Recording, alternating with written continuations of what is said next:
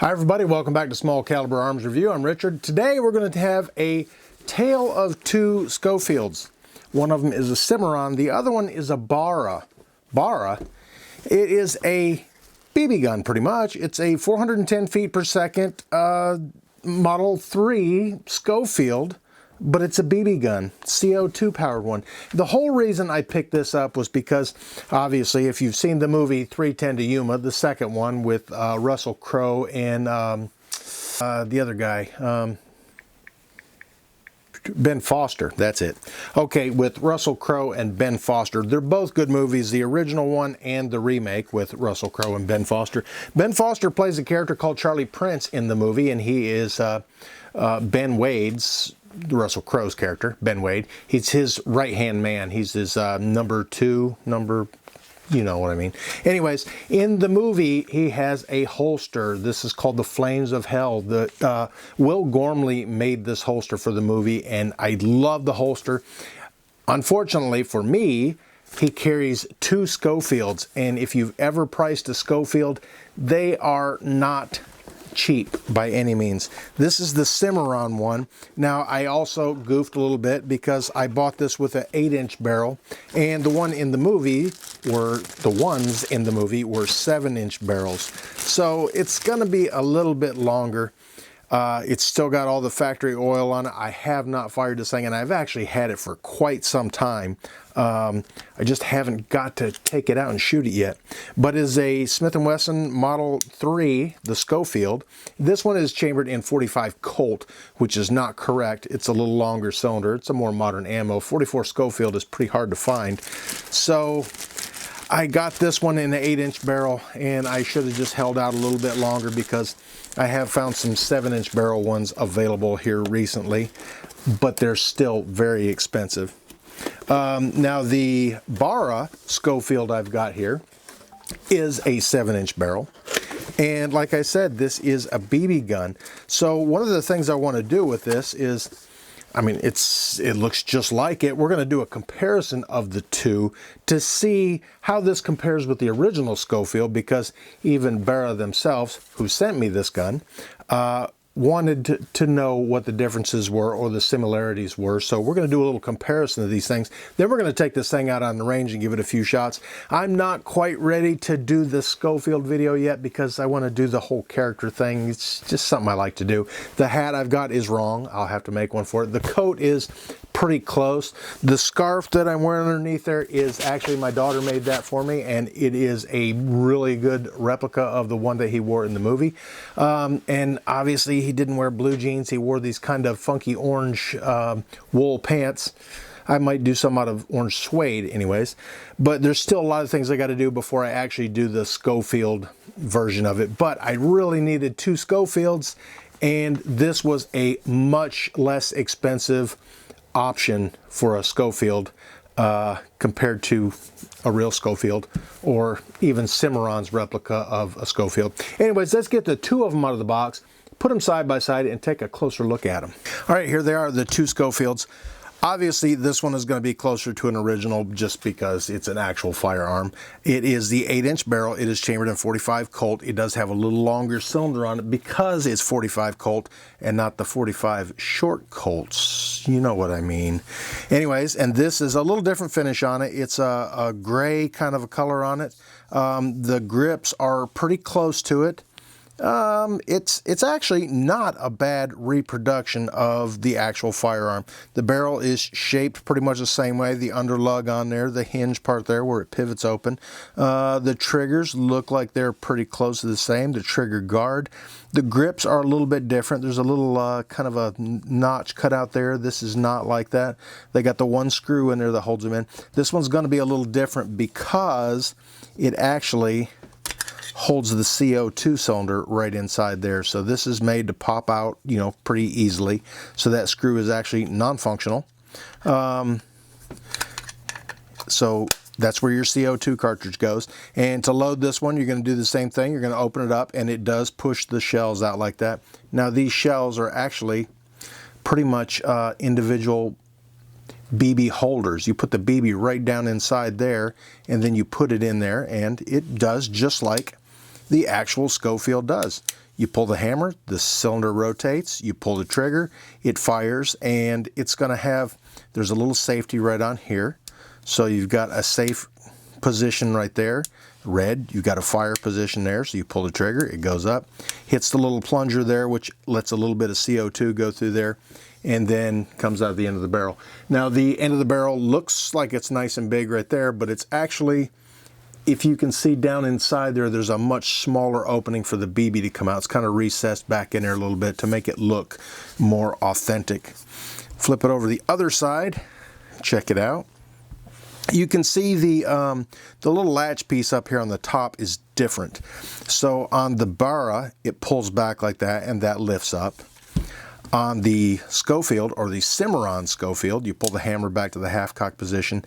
This lifts upward like that, and then it does its thing. So the latch is a little bit different on it, but for, you know, theatrical purposes, I guess, it's a pretty good reproduction of it. The size of them are pretty much the same. They look like it anyways. Looks like the Barra is a little bit taller, and that might be just so they can get all the mechanics to work out in it properly. The barrel, or the cylinder on the Barra, is pretty much the same length from front to back as the Schofield is. So, I mean, even though this isn't 45 Colt, it could have been a little bit shorter to more closely replicate a 45 Schofield, but not a bad reproduction. And I think, like I said, for theatrical purposes, it's probably going to work just fine.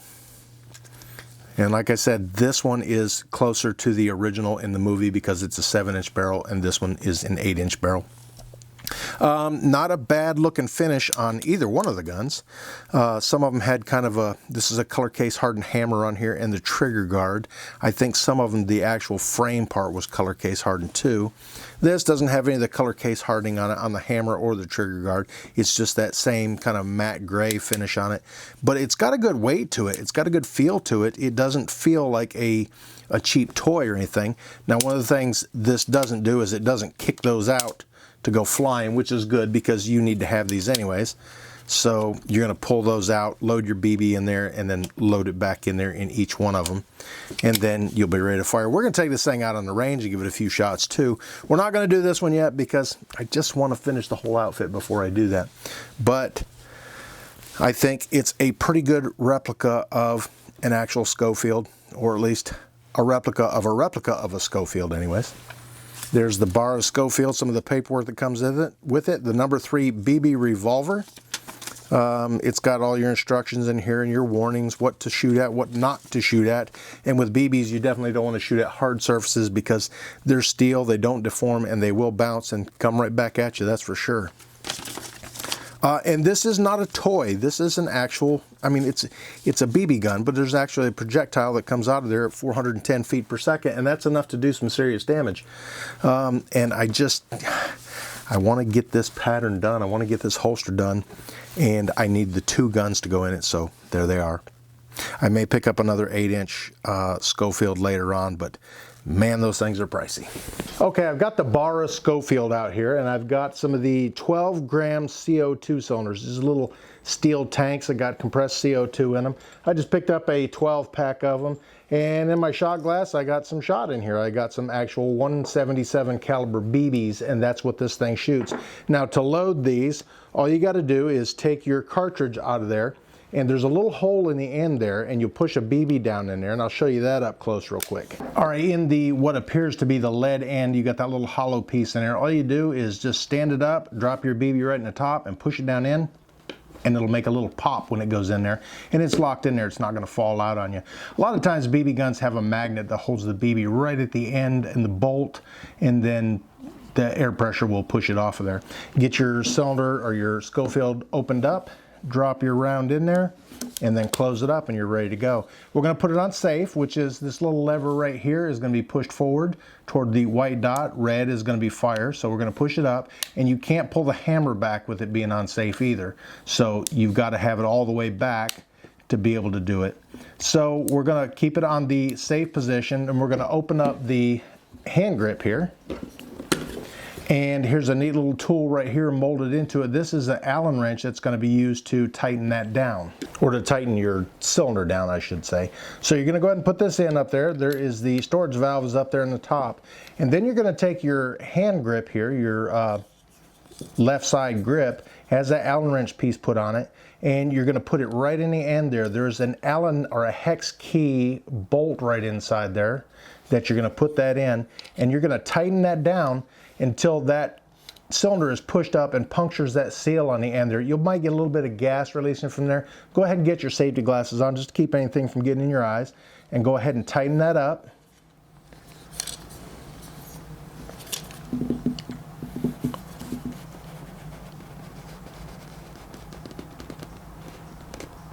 And once you got it tight, it should be ready to go. Then you can put your grip back on there, snap it back into place, and then it's ready to fire. Now I've got all 6 of my rounds loaded in there, and they've all got BBs in them and the front end there.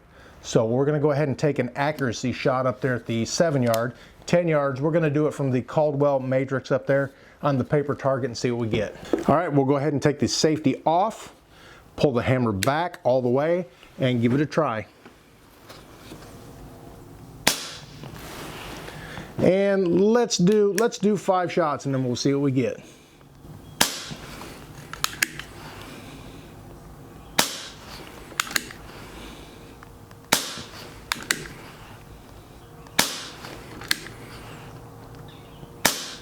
Actually, we'll do 6 shots. It is a 6-shot revolver. Now we can go ahead and pull that hammer back to half cock, go ahead and put it back on safe, pull your top back, and you can pull all your rounds out of there and get them reloaded. Let's go up and take a look at the target real quick. You know what? That's not too hateful. 1, 2, 3, 4, 5, 6. 10 yards away, 410 feet per second, and it's pretty much point of aim, and it's low to the left again. That's me. Anyways, I got a soda can sitting over there. Let's pop that thing. Of course, we'll do it right after we get it loaded up again. 1 BB per cartridge. Push it down in there till it snaps into place. And you can actually pick extra rounds up, and they actually make these that'll hold 177 caliber pellets too, the little lead pellets, which would be pretty cool. And I might go ahead and pick me up a set of those because I like shooting pellets a little better. They get better velocity anyways, better accuracy. I just like pellets. But it is a different round that holds the pellet in there, and I think the pellets you actually load from the back there, not the front like the BBs. Anyways, we'll go ahead and put these in there, and then I've got 6 rounds and 6 attempts to pop that soda can up there. It's ready to go. Okay, definitely have your eyes on. We're going to go ahead and pull it off safe. It's on fire. We'll go ahead and cock the hammer and give it a shot.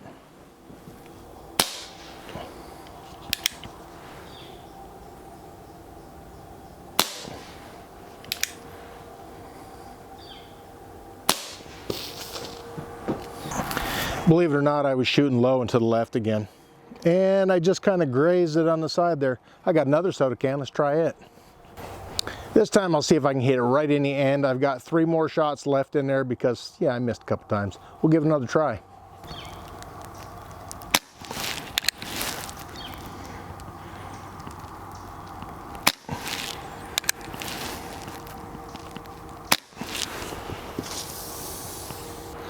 All right, the first one I hit right at the very bottom of it. It started spraying out of the bottom a little bit. And then I aimed a little bit higher and caught it right up there in the top there.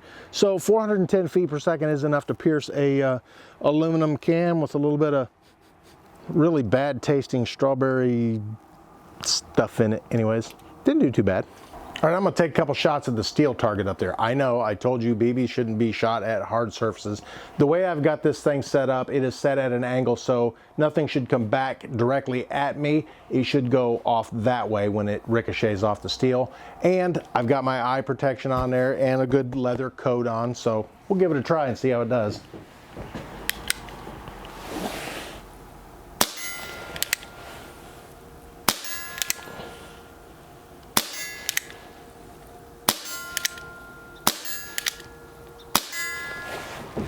Hey, I can hit that target with this. Not too bad a shooter. All right, now way up there. This is even ridiculous to try, not that you'd be able to hear it anyways. We're probably about 125 yards or so away from my steel targets up there.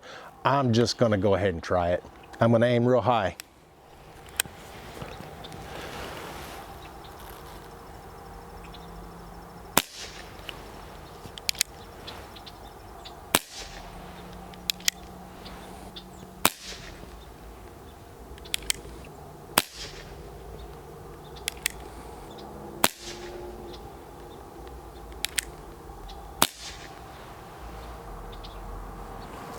I doubt they even made it that far. You can actually see the BB going up there. So yeah, I could see the curve there, and I aimed really high, probably, I don't know, 15, 20 feet above that target, not even close. All right, guys, there it is. That is the Barra BB Schofield. It's a pretty cool little gun, and like I said, I got it mostly for a prop, I guess, because a regular Schofield, you're looking at $1,000+ for one of those. And unfortunately, Charlie Prince carried 2 of them in the movie, so I've got to make the right holster. I've got to do it for 2 of them. So this was a lot less expensive alternative to buying 2 Schofields. And I've got one, so I mean, I'll do a video on that. And once I get the whole thing right, once I get the right hat anyways, and get the right pants and everything, I gotta have the whole costume. It's just something I like to do anyways. Not a bad little gun. And you know what? Actually, you can take one of these, and they actually make BB traps that you can use indoors. So if it's wintertime, it's really cold out, and you just want to plank off a few rounds, get you one of the indoor BB traps. It's safer if you go outside and do it, but if you've got a location inside your house or your garage or whatever where the weather's really bad and you want to do a little bit of planking and you really want a cool looking firearm, and Barra makes a whole bunch of replicas of different firearms. It's just I needed the Schofield for the holster and the whole thing. Anyways, pretty cool little gun. Good weight to it. A little bit lighter than the original because this is not made out of solid steel like the original or the Cimarron reproduction of the Schofield is. But it functions just like the original. The latch is a little bit different on it. It's not a big deal anyways. It's just a pretty cool little gun. Anyways, if you could, check one of these out. Go to Barra's website. I can't put a link in there because YouTube doesn't like that. YouTube doesn't even like me to show you BB guns, but it is what it is. Anyways, thanks for watching Small Caliber Arms Review. If you could, click up here and check out some of my other videos. And if you haven't already, click over here and hit the subscribe button. I sure would appreciate it. Thanks for watching.